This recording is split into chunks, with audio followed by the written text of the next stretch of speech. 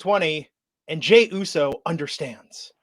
This is the Wrestling Inc. podcast. I'm Glenn Rubenstein, joined by Michael Wiseman, because somebody else couldn't be bothered to be here tonight.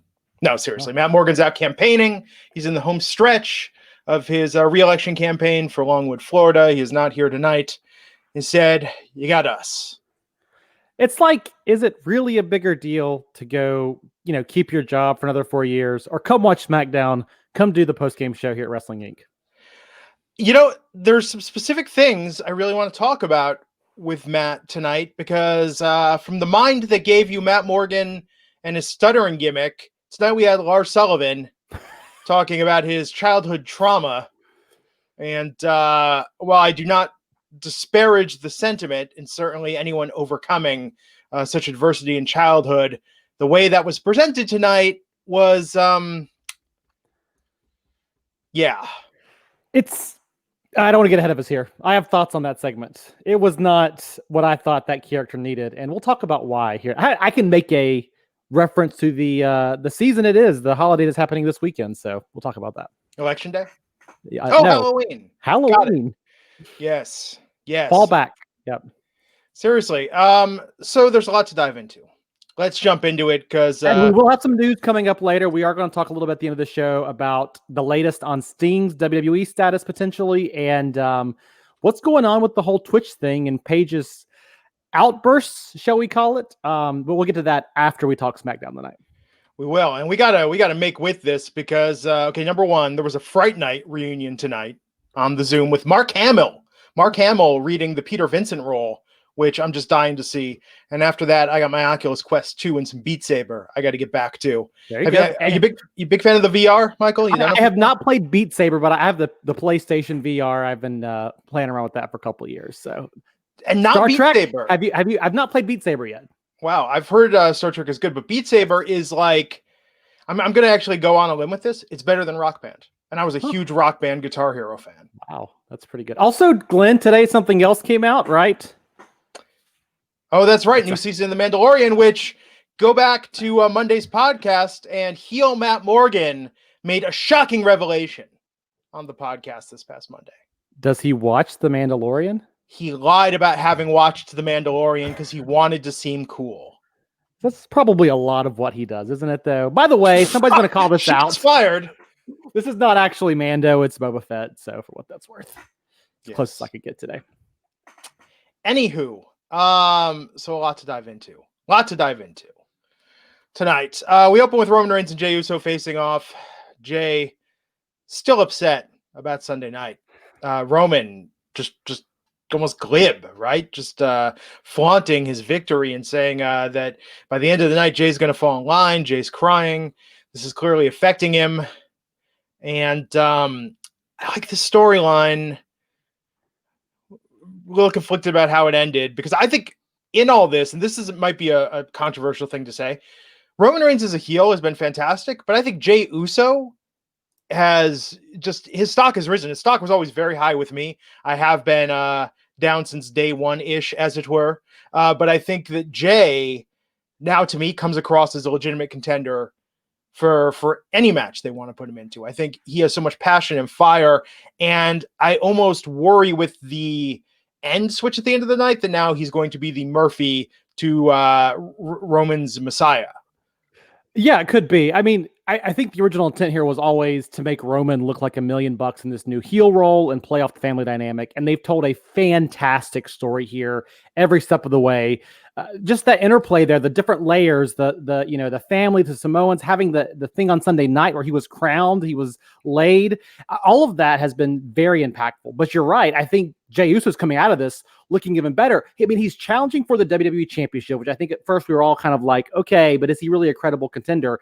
But they've given him some big wins along the way to bring us to tonight where he loses to Roman Reigns, but he still feels like he's in that upper echelon of the SmackDown card right now, and it's just done so much for his stock.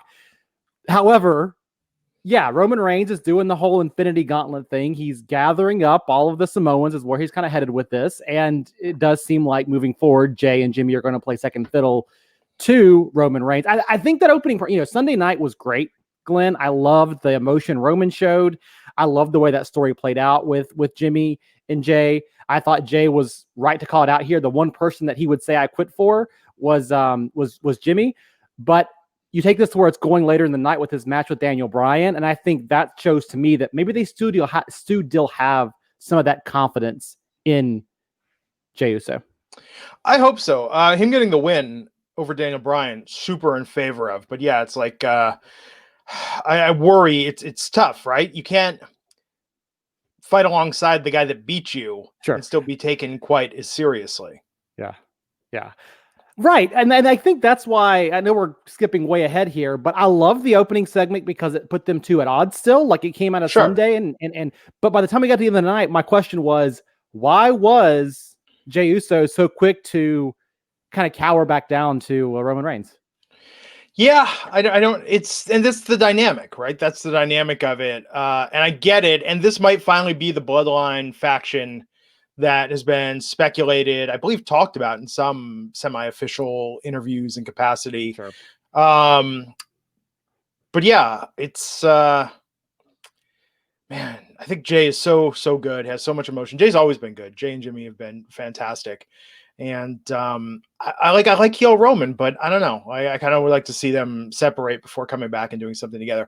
The first official match of the night was the Team SmackDown Series qualifier, Kevin Owens versus Dolph Ziggler.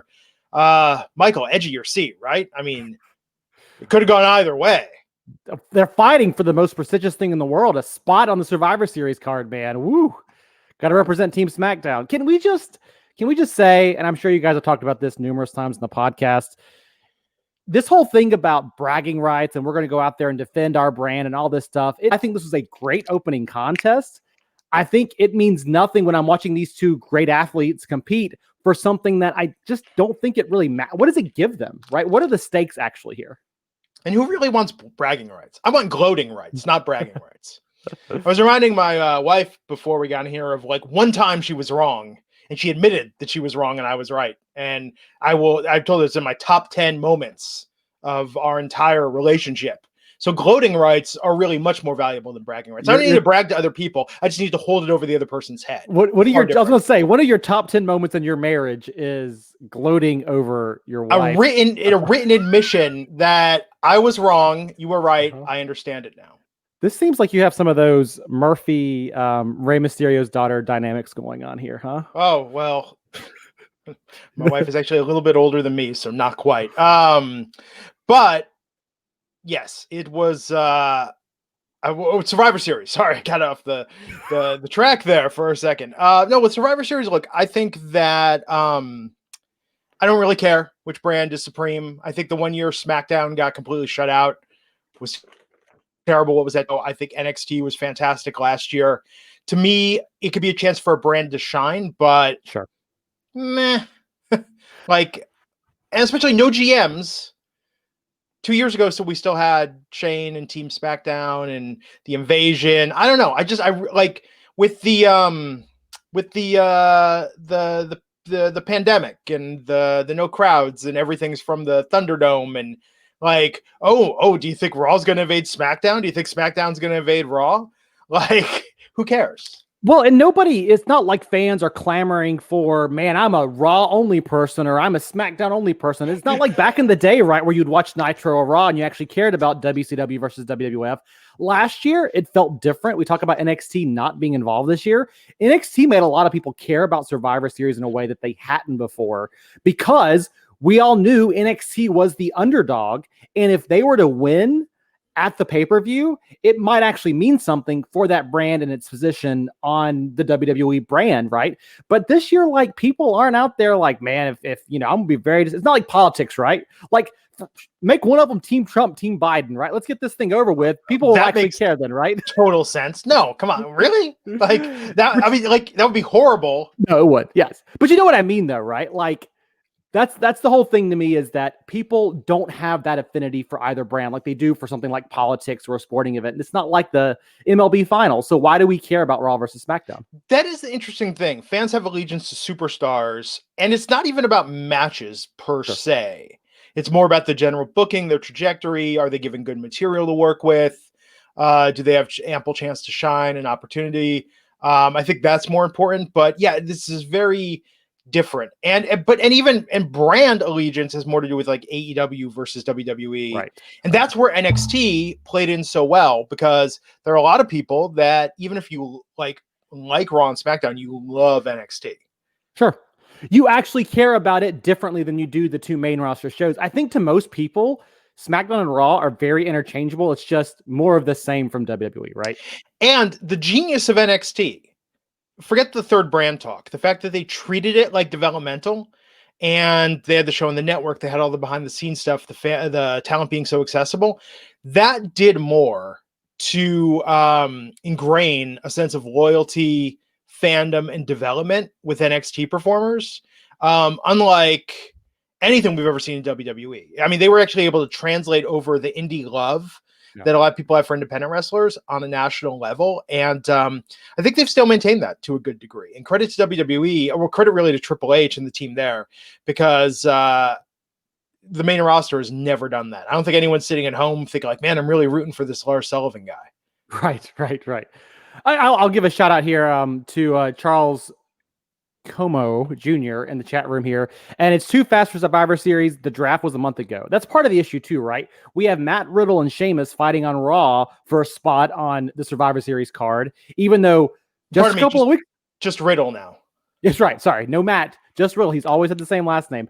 Fighting for a spot on Survivor Series, even though just a few weeks ago they were fighting on SmackDown, right? Kevin Owens, former Raw guy as of late. Like, why would they care to represent this brand at all? Like, you think about it from that perspective too, and the logic just completely breaks down.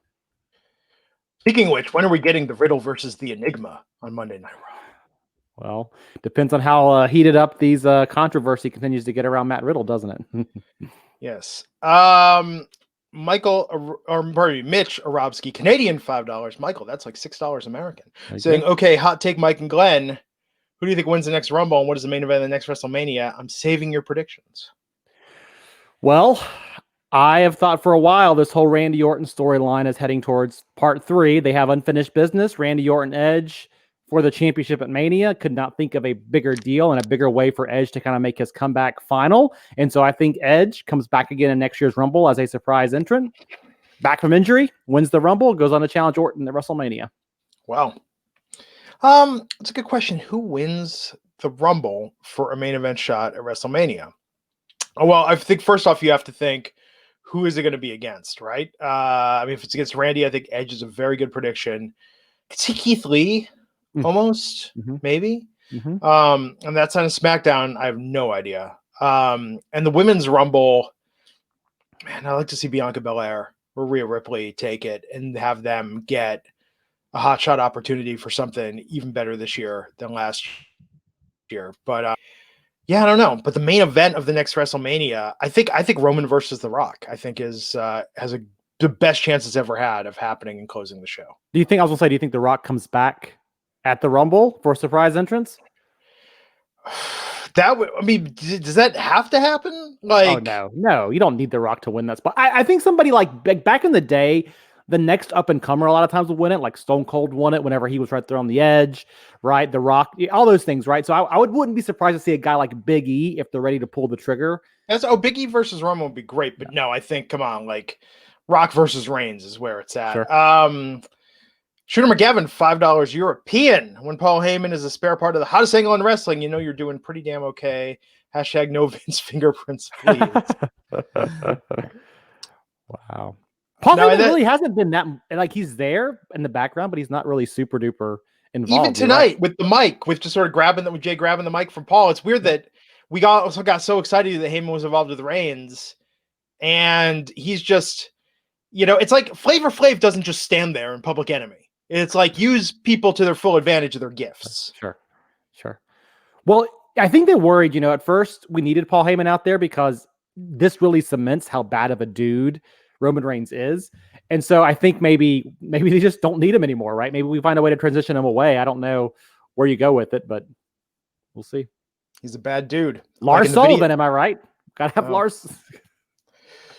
Chris Pantaleo, $1.99. How long until Riddle says, riddle me this? He should open every question with that. Don't give Vince any ideas, y'all. Why you don't have that name if you're not going to use the name that way? I mean, come on, let's be real. Vince McMahon literally made a wrestler and called him Shorty G because he was shorter than the guy he was wrestling. Yes. Just saying. Reach into the bag of gimmicks, I guess, huh? Oh, what's that? Oh, hello. Word from our sponsor. Hey, Halloween's coming up. But Michael, you know what's really scary? What's that? You know what the scariest thing is a manscaping accident. When you use something that's not manscaped and you cut yourself, your precious cargo, because you're using an inferior product, not the Lawnmower 3.0 from Manscaped, which has this ceramic safety blade. You need one of those, man. A thing of the past. And hey, you might be Chewbacca, Bigfoot, or a hairy bear, but it's what's under the costume that matters. You know what I'm talking about. When you take that costume off, what's going on? A couple weeks ago, Raj Giri showed us his hairy chest on this podcast. And I just want everyone to think back to that, to watch the video version. Take a beat.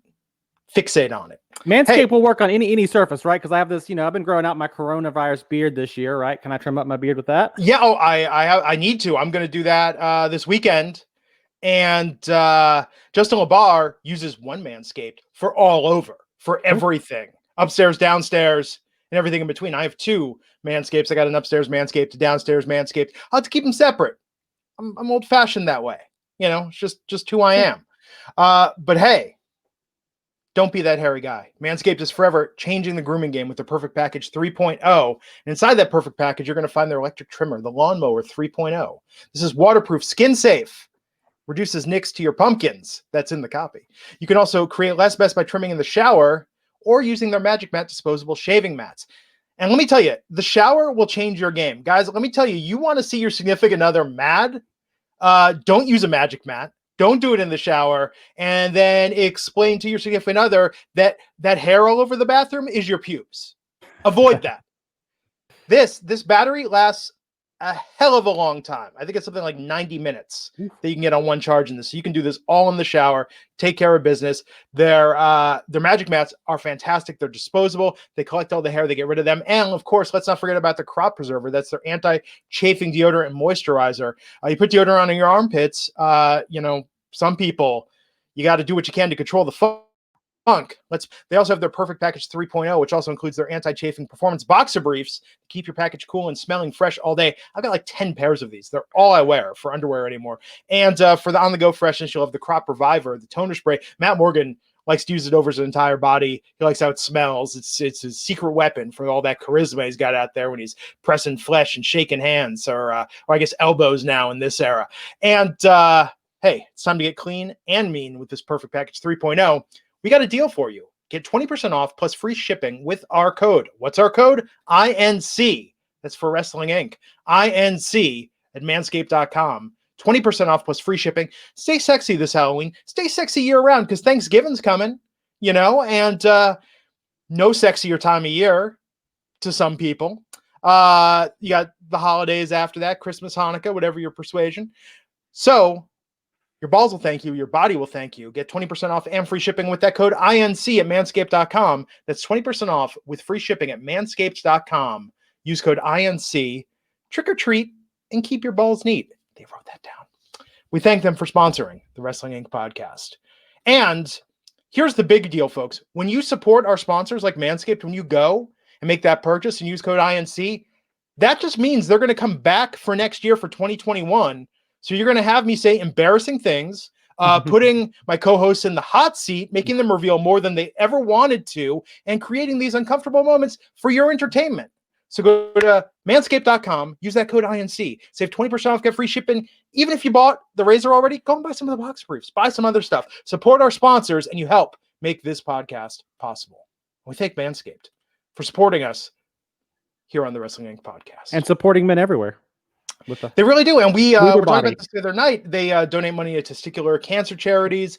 They've got info for checking for testicular cancer on their website.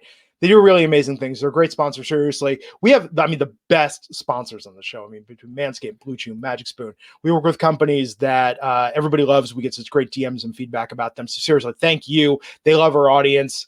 and they love you for supporting us. We love you for supporting us through them. So Brett Murphy pointing out that Lars should go to MJF to improve his interview. I think all of that awkwardness tonight with Lars, and by the way, if you thought my Manscaped ad was awkward, go watch the Lars interview. That's the most awkward thing I've seen on WWE in quite some time. This guy's a monster, right? Like he's a freak, Michael. Oh, right. Sorry. He's a freak. He got called a freak on the playground. And oh my God. Freaks always like to dress up nice and wear a polo and do sit down interviews, don't they? I guess, huh? Freaks come in all sizes, shapes, and styles. I mean, whether it's your freak on a leash or your super freak, or perhaps just those that get their freak on. I'm just happy that I now have a Lars Sullivan costume I can wear tomorrow night for all my Halloween shenanigans. A polo shirt, dress slacks. I'll shave my hair. We get to go. And I'm down with the freaks. I mean, the freaks come out at night, and you know, I got nothing but love for the freaks. This was a swing and a miss, huh? Pretty big. Have we even gotten into that yet? Have we even talked about it? Michael the Virus saying after manscaping, objects in the mirror may appear larger than they actually are. Yes, they may be closer than they appear. Mitch asking, have you seen Borat 2? Very nice. Borat 2, I was so not looking forward to watching that. I had to convince my wife to put that on. They're like, oh, the whole shtick's tired. How good could this be?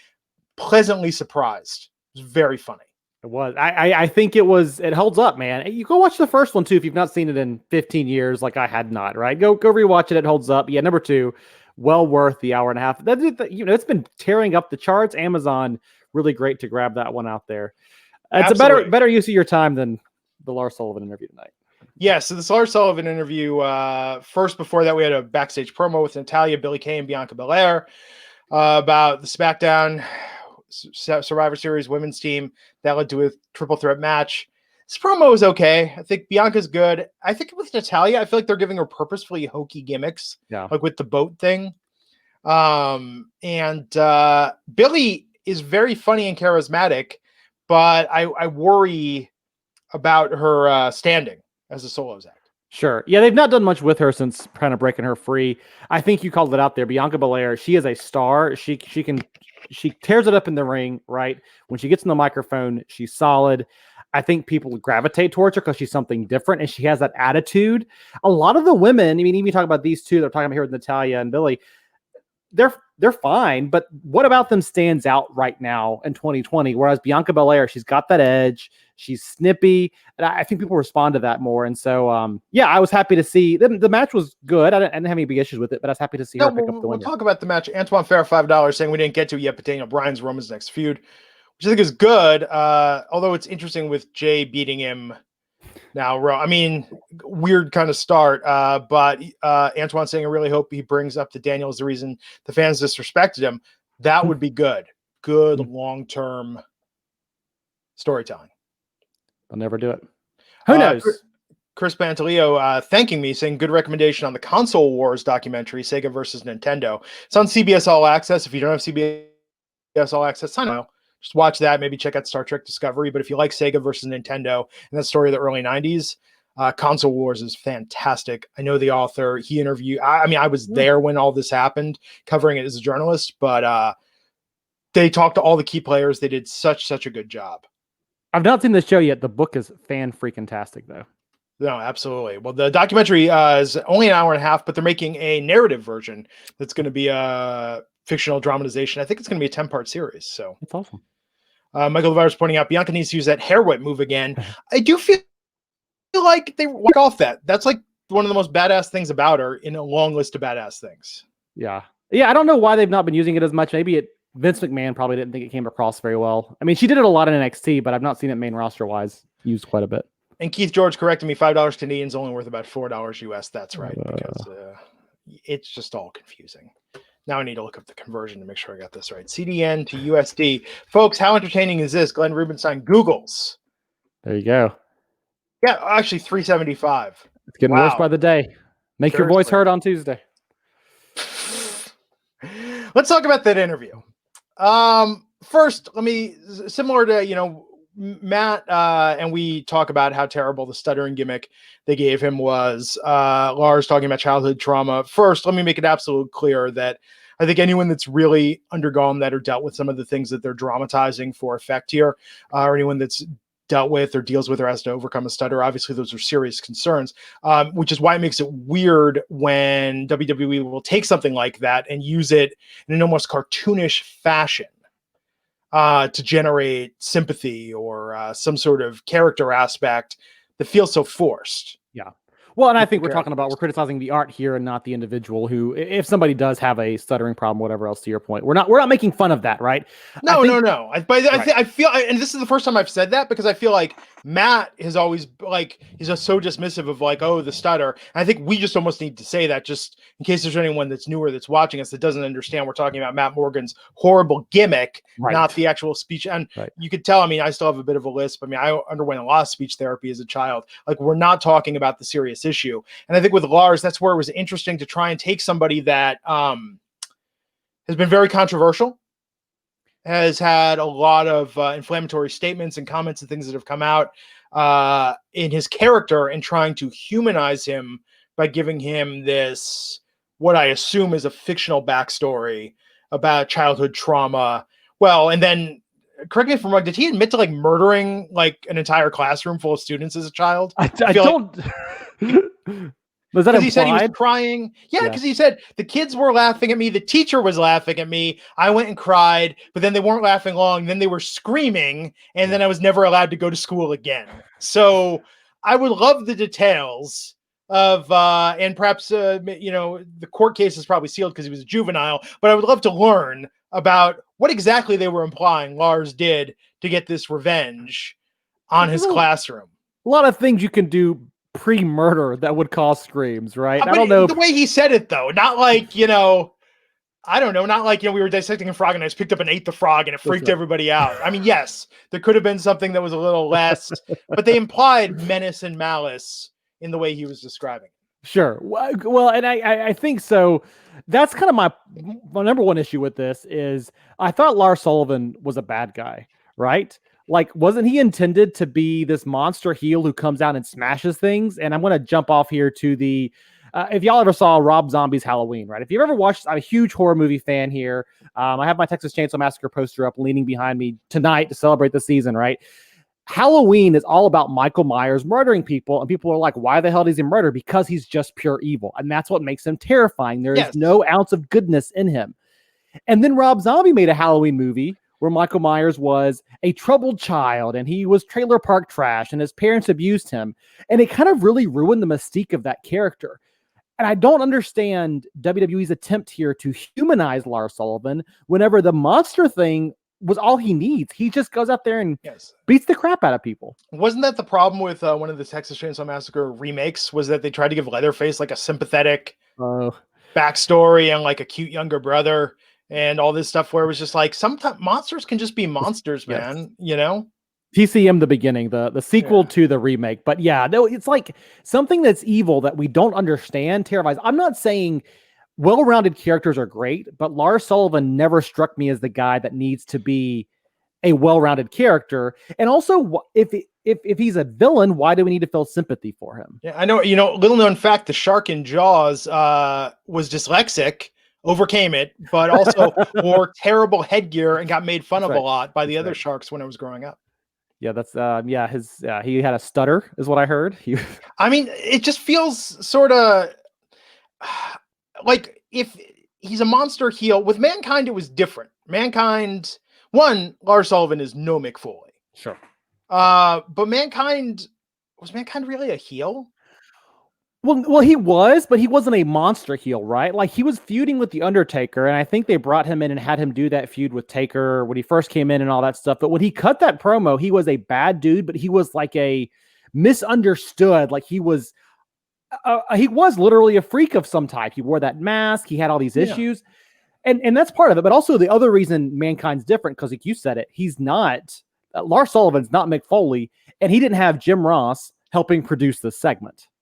Yeah. That Mankind promo, set him up because of the production, the freedom they gave Mick Foley, Jim Ross being there. All of those things made that a very special thing. And maybe they're trying to recreate that here, you think?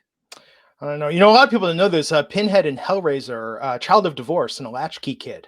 That's right. He was actually a war veteran, right?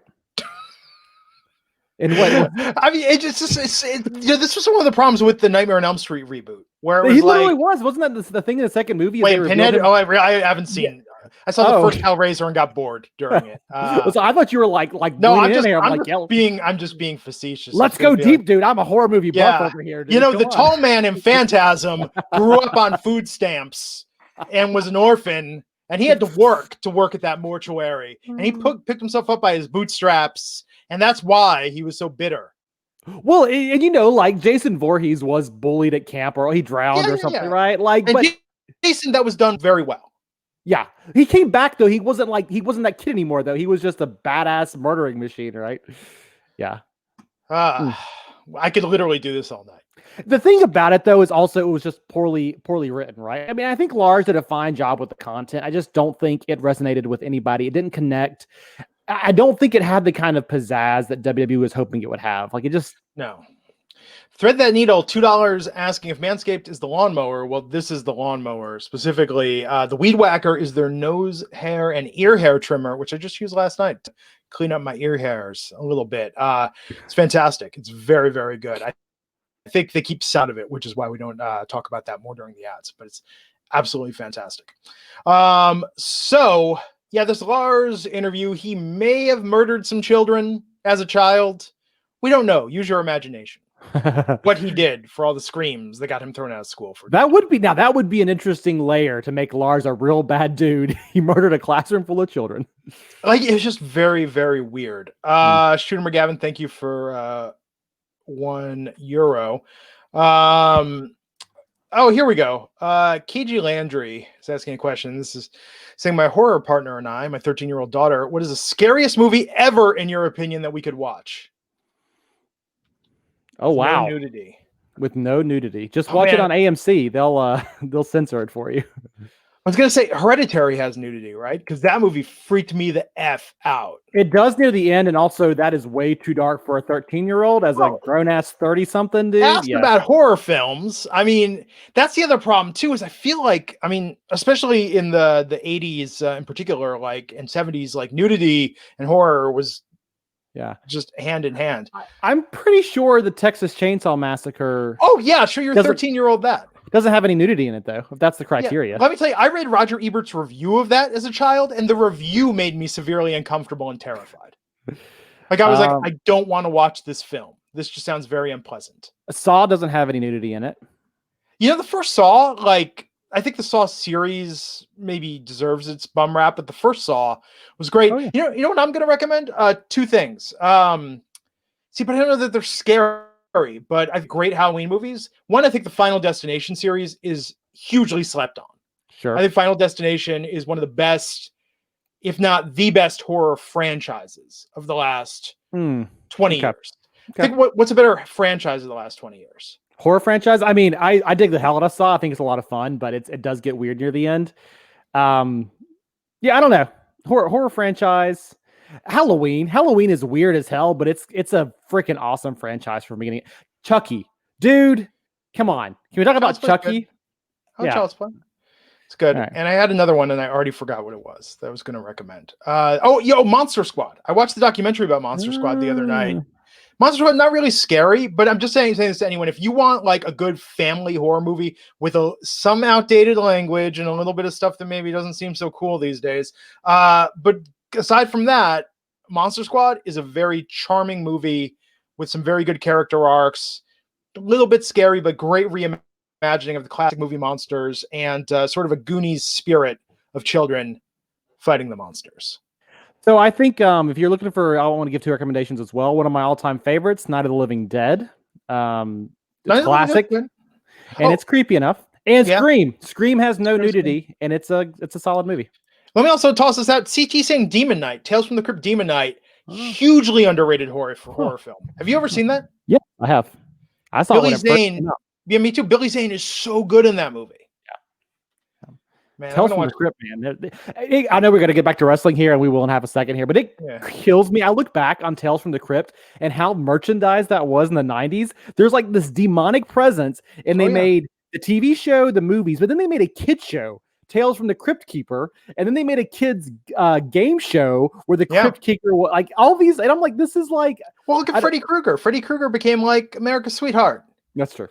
Yeah. But let me also say, I'm going to watch the cast reunion of Fright Night. You've seen Fright Night, right? Yeah. Fright Night is a great Halloween movie. I don't think there's any nudity in it. Maybe there's a little suggestive nudity, but Fright Night is fantastic. Can't say enough good things about it. Probably my favorite vampire movie of all time, which is saying something because I like a lot of vampire movies. Louis Sardan says in the chat, Monday Night Raw will scare the hell out of you. Yeah, seriously. But seriously, all these things better than this Lars Sullivan interview telling you why he's the freak, and now he wants to put a lifetime of pain and humiliation on anyone who gets in his way. Yeah, at least he's honest about it. Think about other people in your day-to-day lives who had a shitty childhood or like a tough time in high school, and they've just spent the rest of their lives taking it out on people. Right. They're just passive aggressive. I've probably been guilty of that at points in my 20s. I had years of therapy and got over that shit. But no, I think, at least Lars is upfront about it as opposed to the passive aggressive dicks we deal with in day-to-day life. Do you reckon this changes Corey Graves in the microphone every week now? Does he stop calling him the freak, or does he lean into it even harder? I think they're not walking away from the freak. That's right. Well, I'm just saying, he kind of threatened that. He was like, hey, don't do that. It's not good. Yes.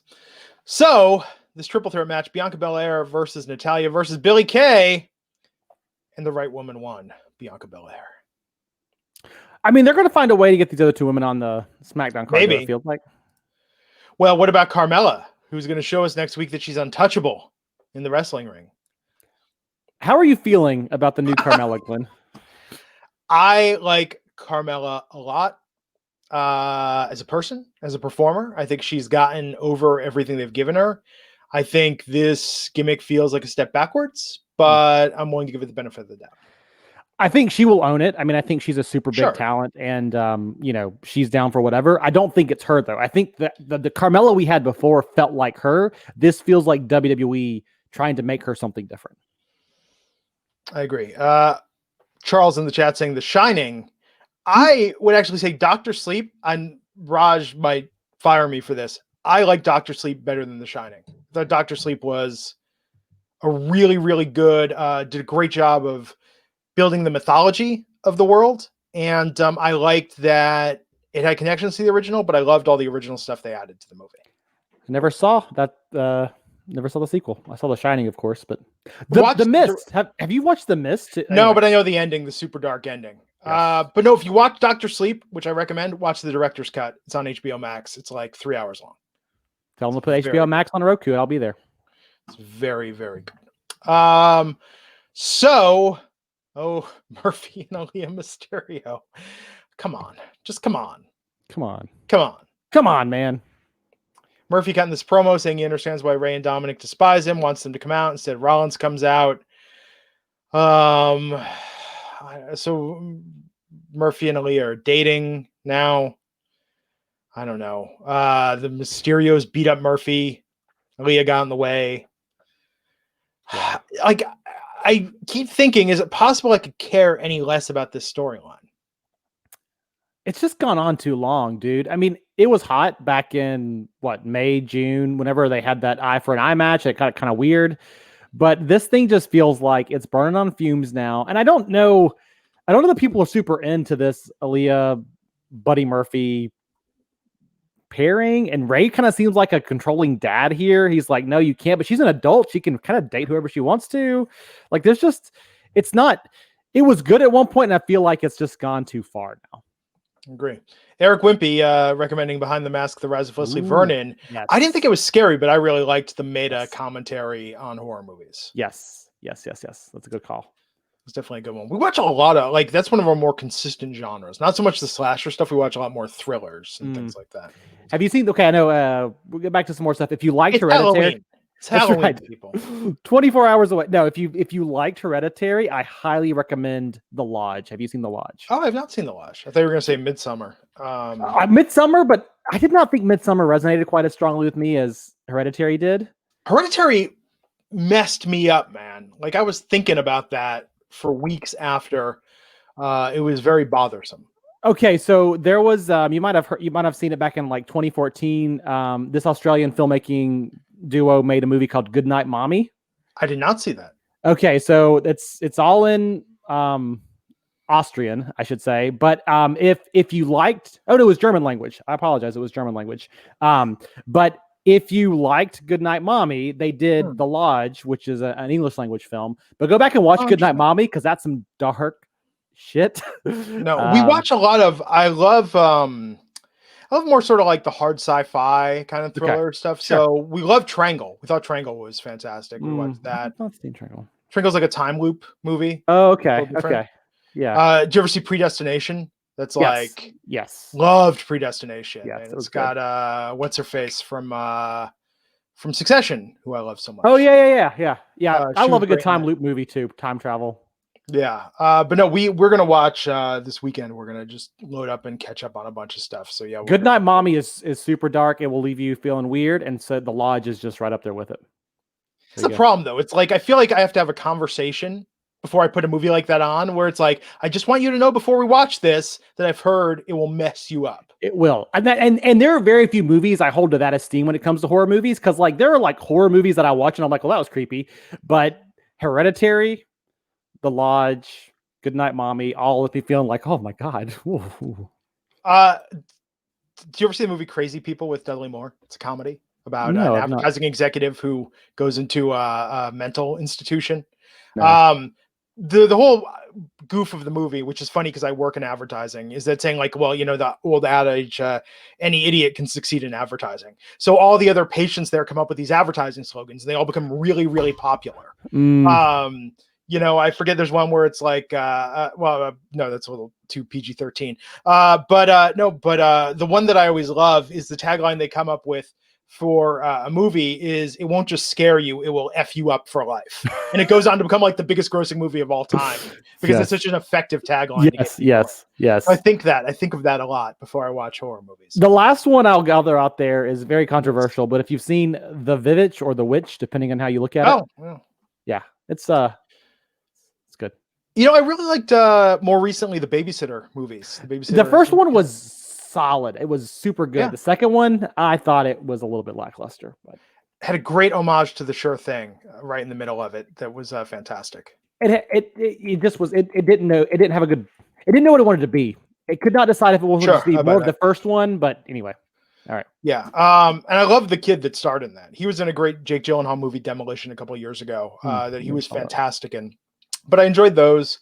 We watched those somewhat recently. I feel like, you know, lately there hasn't been as many, like we watched Spontaneous, but that's really more like sci-fi romance, but that was really good. It's one about spontaneous combustion at a high school. It was very well done. Very sweet, sad movie, but comedy. Oh, actually, dude, here's the one. This is my last recommendation. Have you seen Detention? No. Okay, so Detention is a horror film from the director of Torque.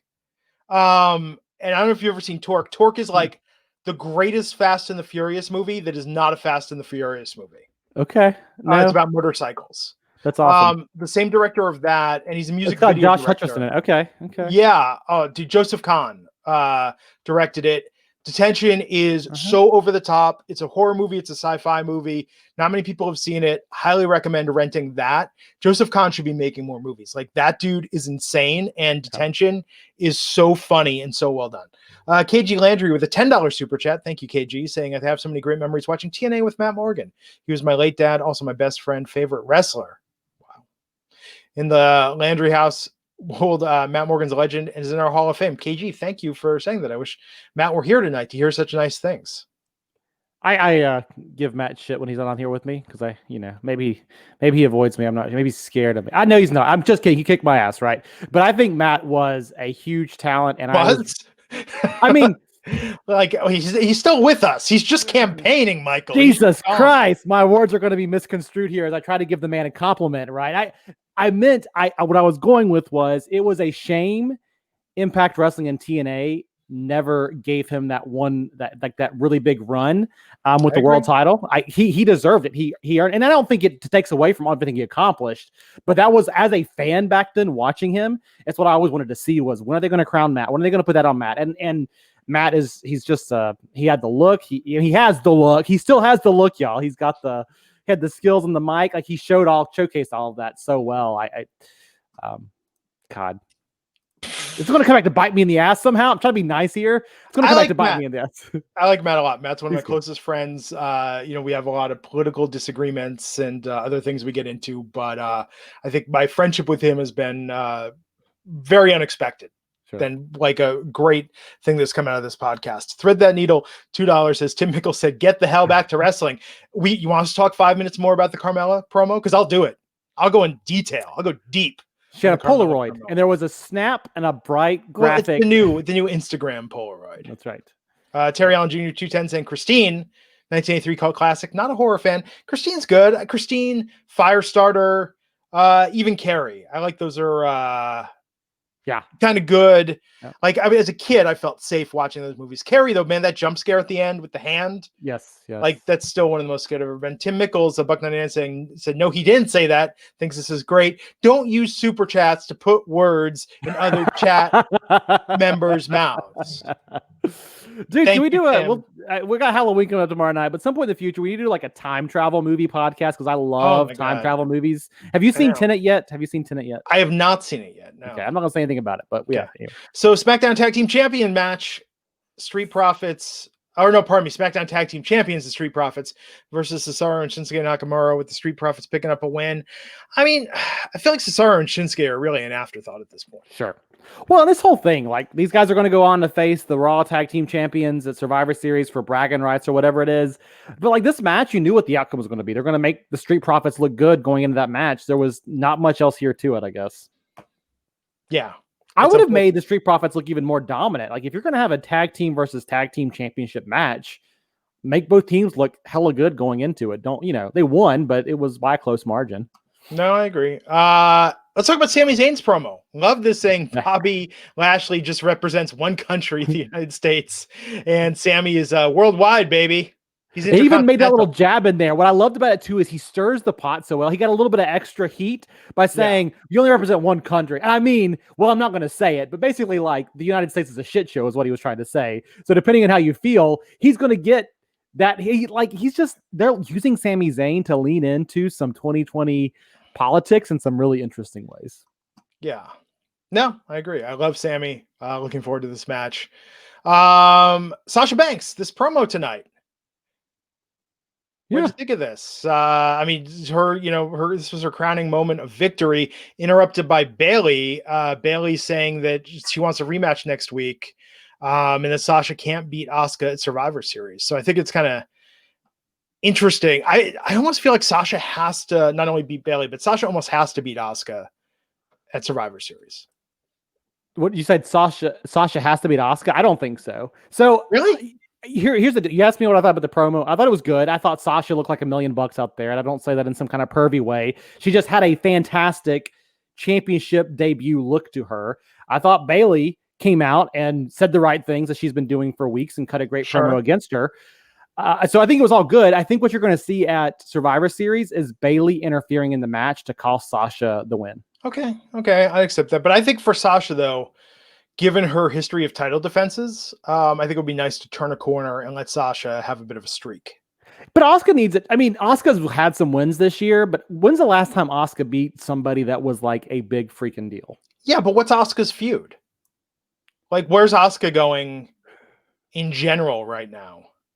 I think they're just using her to buy her time until they get Charlotte or Becky back, which I don't know. But that's what I'm saying. She's going to dominate that Raw roster regardless, because who on Raw is possibly, there's very few women that could credibly beat Asuka. I think Charlotte, Becky, Sasha, and Bayley are the only 4 acceptable answers, unless you give me Dark Alexa Bliss with Bray as her manager. And dude, that's the reason why. Okay, this is the reason why. Sasha needs to beat Asuka, because then that will make us wonder, could Alexa in her dark persona beat Asuka going forward? It'll give Asuka immediate stakes for her next major feud if she loses this exhibition. And maybe Bayley's interference, maybe Bayley helps Sasha and it seems like they're aligned again and then they break up again before a big Mania thing. I don't know. No, I don't. I think they're gonna carry this out till TLC because we had the ladder last Sunday, or till the Rumble. But I don't know. I stick by it. Bayley interferes. Asuka gets a big win. Asuka's going to end up losing to Charlotte when she returns in, I don't know, January. Carmine Vittoro, Canadian $2, which is now we've learned is like $1.50 US. Raj Giri, thanks you. Do you guys think WWE will be around by 2025? I mean, they might be owned by someone else, but I don't think they're going away. And let's clarify. I know it's not on our list of things to talk about here, but WWE generated a shit ton of revenue. We talk about TV ratings going down, but they still had all of that money coming in from the big USA deals and SmackDown deals and all that stuff. Their revenue was actually up above what people predicted for this quarter. So they're finding ways to still make lots of money. Yes. Wouldn't it be great if their earnings call came out and said, well, we made a shit ton of money this last quarter? They third quarter revenue was $221.6 million. So damn. Keep in mind, it's like every time you watch SmackDown, there is Geico is doing a plug and they're doing a recap with Daniel Bryan. Everything is branded nowadays, right? Like every segment they're making money on through some kind of ad partnership. They're not going nowhere. Yeah. Yeah. And this main event tonight, the Survivor Series qualifier with Daniel Bryan versus Jay Uso. And Jay understands. Jay beat Daniel Bryan. This was actually a really good match. Great back and forth. Love seeing this. Love Jay getting the win. But then Jay kind of with the heel turn after beating up Daniel after Roman's there. Jay saying, I understand. He's with him now.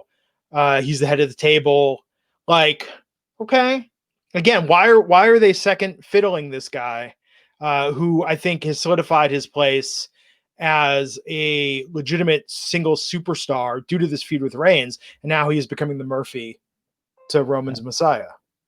That's my thing about it, right? This match, fantastic. I think Daniel Bryan is probably the biggest opponent that Jey Uso has defeated in his journey up the single ladder. Yeah.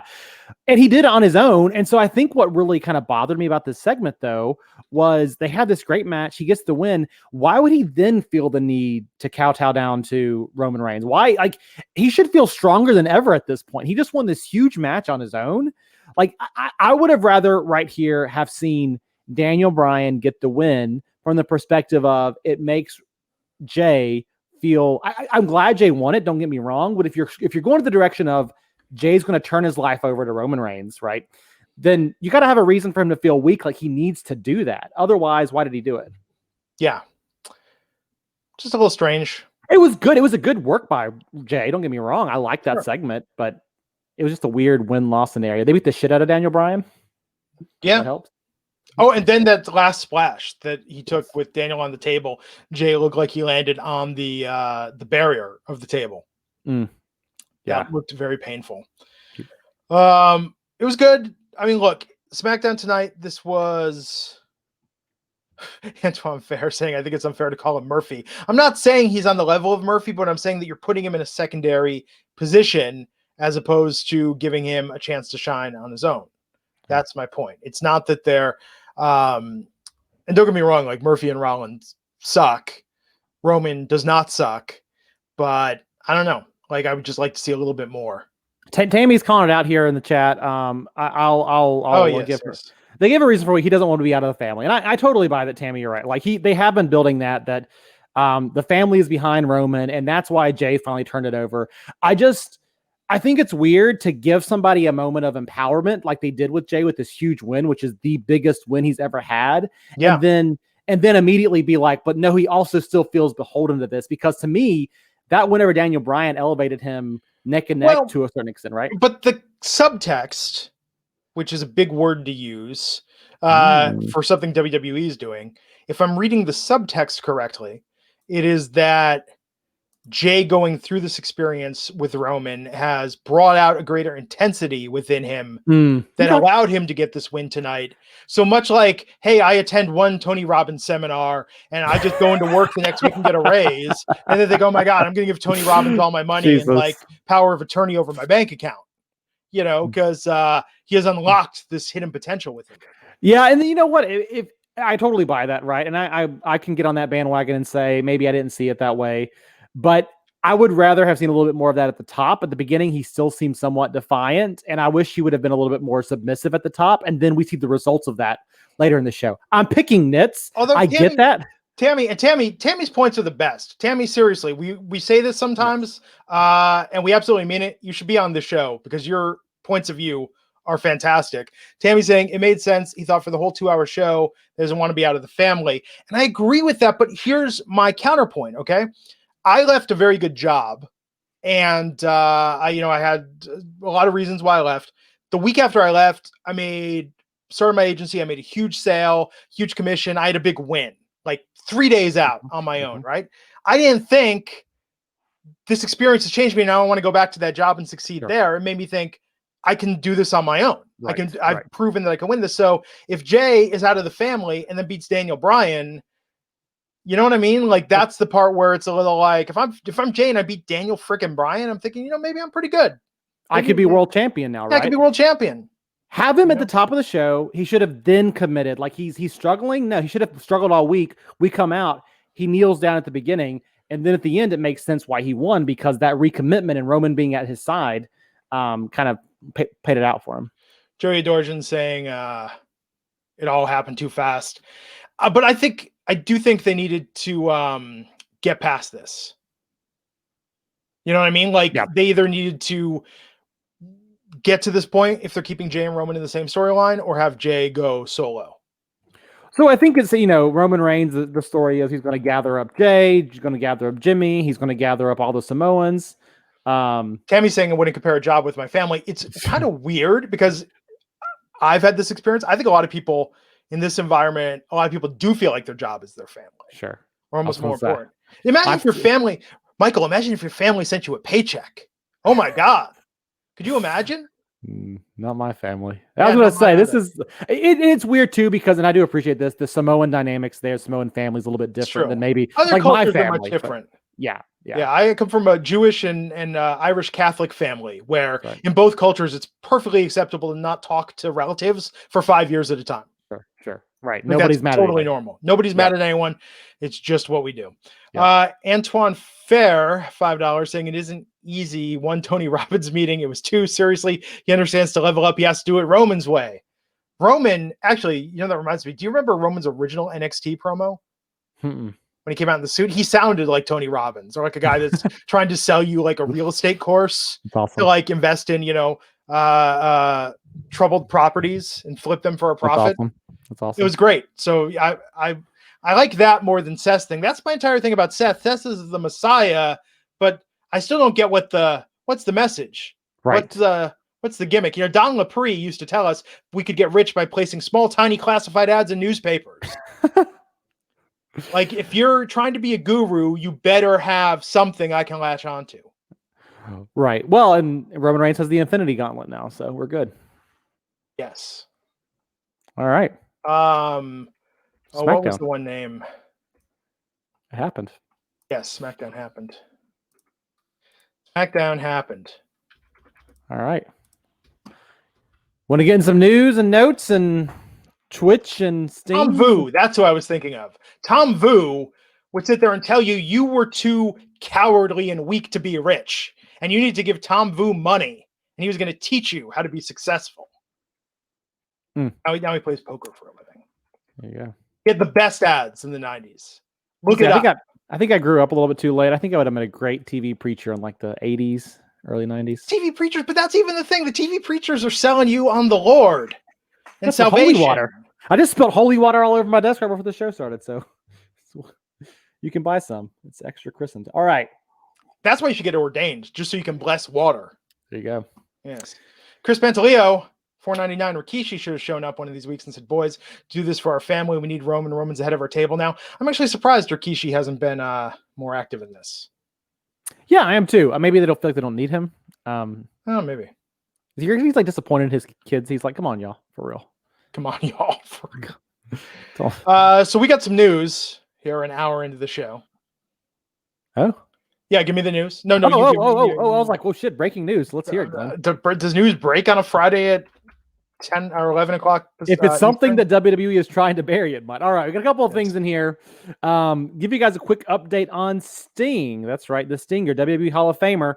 He no longer has a page on the WWE website. So it looks like sometime Thursday, WWE removed all of Sting's merchandise. There had been a lot of things for sale in the Legends section, but they've all been pulled.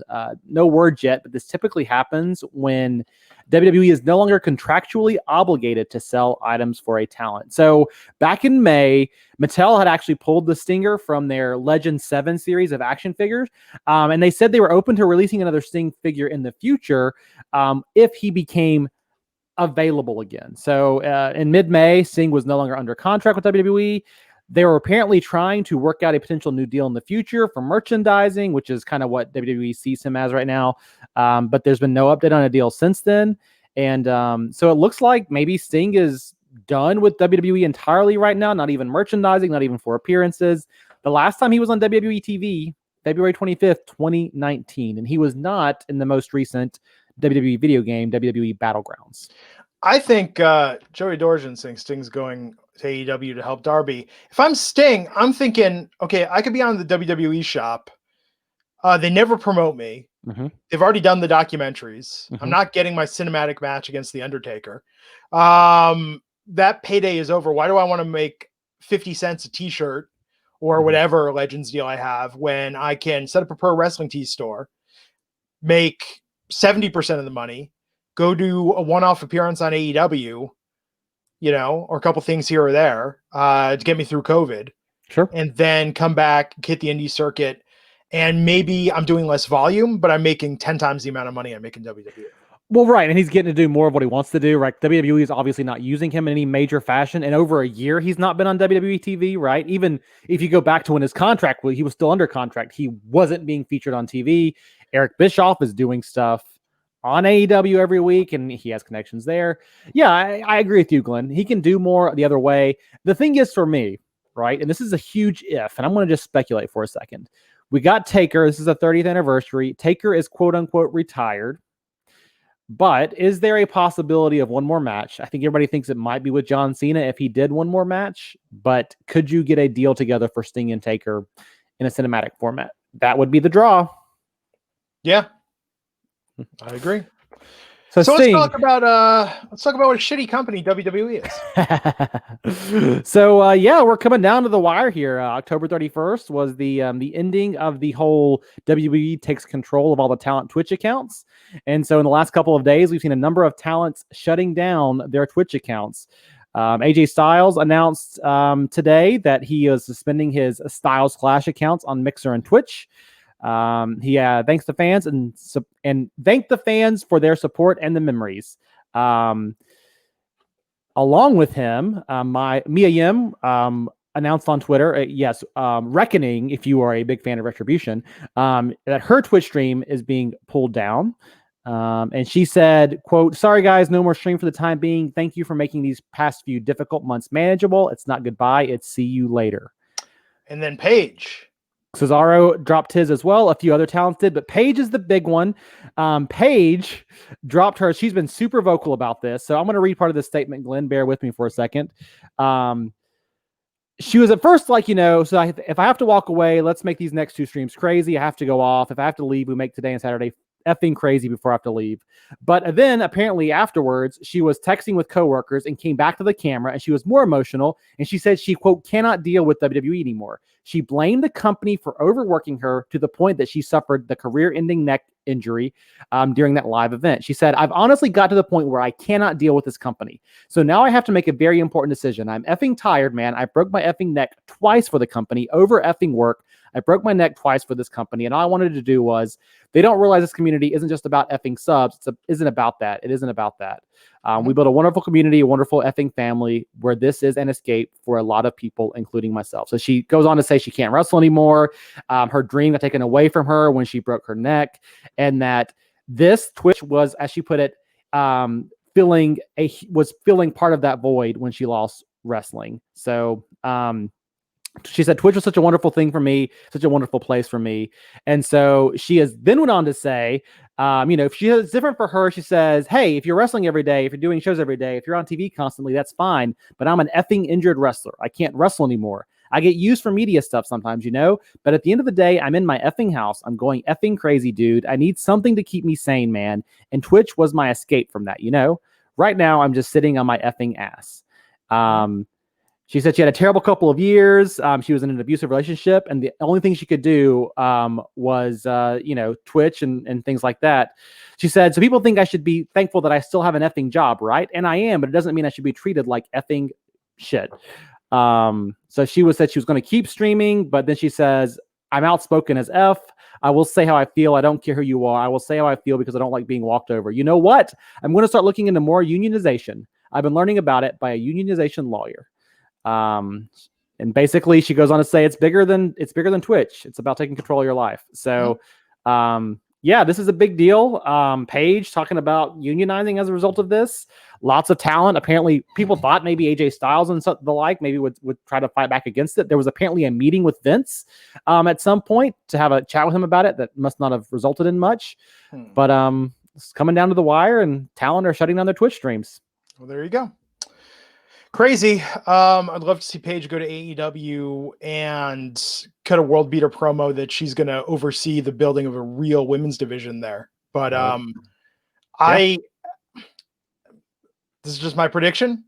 I think Paige is going to maybe wait till next Tuesday, see how the climate's changing, if the climate changes, what opportunities. And I think Paige, as a disruptive force in WWE behind the scenes with talent, get out the popcorn, because it's going to be entertaining as hell. And I think she might actually be able to affect change and rally people on the side of the talent in a very meaningful way. Well, I don't think she has that much to lose, right? I think where she is sitting right now, she's feeling pretty empowered. It's real shitty, guys. Like, I mean, it's terrible. No. Like, first off, I mean, Raj Giri told me if I want to start a Twitch stream and do Beat Saber, that he's going to take all the money. And I was like, F you, man. You don't own me. Then you read the contract and you realize he does. So yeah. I was like, I guess I won't go on Twitch then. People aren't going to see my sweet dance moves. No, I get it. Paige has got to look at the finances. What's more profitable? My guess is that her Twitch money and WWE money versus the guarantee versus not, it's probably pretty close. Sure. And I think that she's, and this is me just completely projecting and speculating, so hey, take that with a huge grain of salt. I think she is itching for a fight and a crusade and a cause, and is wondering, is it worth it to blow this up in the name of the greater good? Yeah. Absolutely. And she's the kind of person that she had a freaking movie made about her life starring having The Rock produce it, all that. Like, she's the one who could do it. But I want to add on to this. The thing that makes it super duper shitty too is there were a lot of fans who listen, quarantine has sucked for a lot of people, right? A lot of people have lost their jobs. We talk about wrestlers not being able to make money. A lot of Cameo accounts that got shut down. Big E, Riddle, Kevin Owens, all deactivated their Cameo accounts. They were making good money on this while they can't tour and make all that merch sales and all that kind of stuff, right? Their downside guarantees aren't being met. So it's bad for talent, but it's bad for the fans who were using this as an outlet and a way to connect with people in a time of strife. I think it just reeks of really bad decision-making from WWE management. And it's so much more authentic and in-depth than Twitter. Sure.